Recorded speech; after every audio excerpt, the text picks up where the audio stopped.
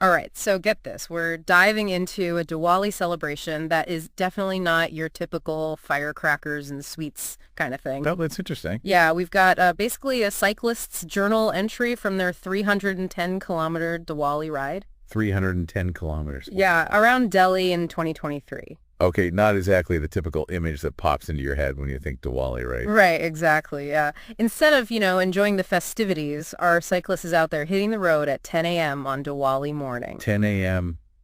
That's commitment. I mean, I know Delhi a bit, and even with perfect weather, that's Right. quite a ride. Yeah, and speaking of weather, it actually was perfect that day. Not too hot and not too cold. Perfect cycling weather then. Absolutely. They started from home, rode 19.5 kilometers to get to the Delhi Peripheral Expressway, and then the main event, a 270-kilometer loop around the expressway. Okay, so this is a serious ride, not just a quick spin around the block. No, definitely not. And of course, they packed fuel, delicious chicken biryani. Ah, smart move. You need to keep those energy levels up for a ride like that. Right, and that they packed food shows how seriously they took the challenge. Absolutely. Proper nutrition is so important for endurance, you know. That first leg of the ride was a nonstop 100 kilometers, Yeah. which is impressive for anyone. Yeah, you really see their fitness and how determined they were. They did take a break, though. Oh, of course. I mean, everyone needs a break. Yeah, at the 100-kilometer mark near the Paul Wall exit, they stopped for a badam shake. Badam shake, nice. That's perfect for rehydrating and getting some energy back after such intense exercise. It's like a little reward built into the challenge and a taste of local flavor, too. Exactly. So is there any mention of like a specific goal for this ride? Why choose Diwali for this? They don't actually say anything specific about a goal beyond the challenge itself, but you can feel this theme of, I don't know, finding joy in pushing their limits and kind of merging their passions with the Diwali spirit. I see, I see. Sounds like there's a lot more to uncover here as the ride goes on. Yeah, and things get even more interesting. So imagine this. You've just finished 100 kilometers, enjoyed your badam shake, and then you realize the India versus Netherlands cricket match is happening. Wow, okay. Talk about adding another layer to the experience. Right, and they were following it closely enough that they took a 10-minute break to catch up on scores and highlights. Oh, wow. So they're really invested. That's amazing. Yeah, it's almost like they're carrying the energy of the whole country with them. That's a cool way to think about it. Yeah, It's not just about the physical challenge, but like this whole cultural experience wrapped up in one. totally. Okay, so picture this. You're cycling along, feeling good, the cricket match is playing out in your head, and then it's time for biryani. Ah, strategic refueling. Exactly. 200 kilometers in, they stopped for a proper meal. Smart move. After that much cycling, your body needs those carbs and protein to recover. Yeah, and get this. While they were eating, India was crushing it in the cricket match.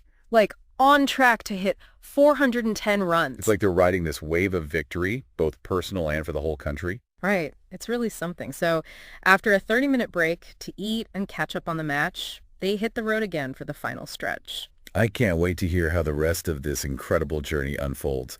This is a whole new way to celebrate Diwali. Me too. It Yeah. really gets you thinking about how we can bring our own passions into traditional celebrations. Exactly. It's inspiring stuff. Absolutely. So 200 kilometers down, more than 100 to go, and they're still going strong. Yeah, I know, right? They even mentioned taking the time to refill their water bottles before starting again. Always a good sign. Staying hydrated is so crucial for endurance like that. Right. And as they're riding, they're listening to the second innings of the cricket match. Oh, interesting. I wonder if they found it like motivating or distracting or both. Yeah. It's a unique way to experience the match, for sure, while you're pushing yourself physically like that. Totally. It really challenges what we usually think of as a Diwali celebration. Yeah, we think family, fireworks, feasts, and here's someone out there biking and listening to cricket. It's kind of like their own personal parikrama, you know? What do you mean? Well, in Hinduism, a parikrama is like a circumambulation, walking around a sacred site. And it's like they've taken that idea and made it their own. Oh, I see what you mean. Like this bike ride is their own kind of pilgrimage. Exactly. A modern-day take on an ancient tradition. And speaking of tradition, this is where the Diwali element we've been waiting for finally kicks in. Oh, yeah. Yeah, so as they're cycling along the expressway, they start seeing fireworks lighting up the sky. Wow, that must have been quite the sight. Right. Imagine you're on this quiet road, focusing on your ride, And then suddenly, boom, these bursts of color and light. Yeah, talk about a multi-sensory experience. Exactly. This Diwali celebration is definitely one of a kind. All right, so we're getting close to the end of the ride now. At the 270-kilometer mark, India wins the cricket match. A decisive victory. Yeah, a real celebration for the whole country. And our cyclist is also almost finished with their own personal challenge. I wonder if knowing that India had won gave them like an extra push. Maybe. It's like these two separate victories are happening at the same time, right? And it's even more impressive because they've done this loop, this parikrama, 4 times before. Yeah, each time with a different experience. Wow, talk about dedication. I mean, it's not just physical strength at that point, it's mental too. Yeah, you've got to have a lot of willpower to keep going after so many kilometers. Absolutely. And get this, even at the very end, they're still going strong. They even mentioned listening to Telugu evergreen songs for that last push toward home. Wow, finishing strong with some music. That's great. I love that detail. It shows that even after all that distance, they still had energy and were enjoying themselves. It's like those songs help them tap into a deeper level of motivation. Yeah, like a connection to their heritage and maybe even finding strength in those familiar melodies. Totally. So 310 kilometers later, they finally arrive home.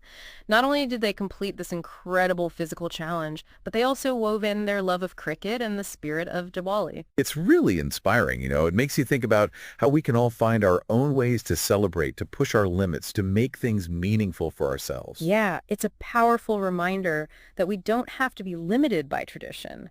We can find our own way to make it personal. Exactly.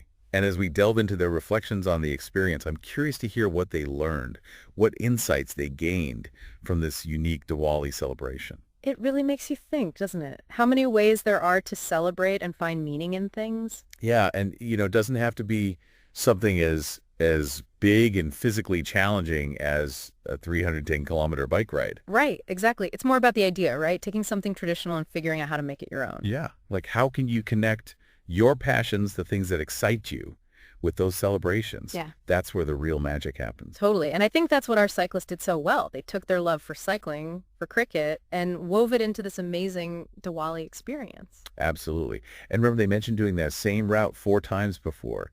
Each time was different for them. Yeah, that really struck me too. It shows how even when you're doing something familiar, there's always something new to discover. It's all about perspective, isn't it? Mm. Coming at it with fresh eyes each time.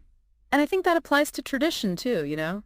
We can keep the core idea, but also find ways to adapt it to make it relevant to our own lives. Yeah, traditions should evolve Mm-hmm. just like we do. It's what keeps them alive and meaningful. Absolutely. And by doing that, by adding our own personal touch, we're making sure those traditions stay strong for future generations. Exactly. It's about building on the past and making it something we can all connect with. This whole deep dive has been so inspiring, you know?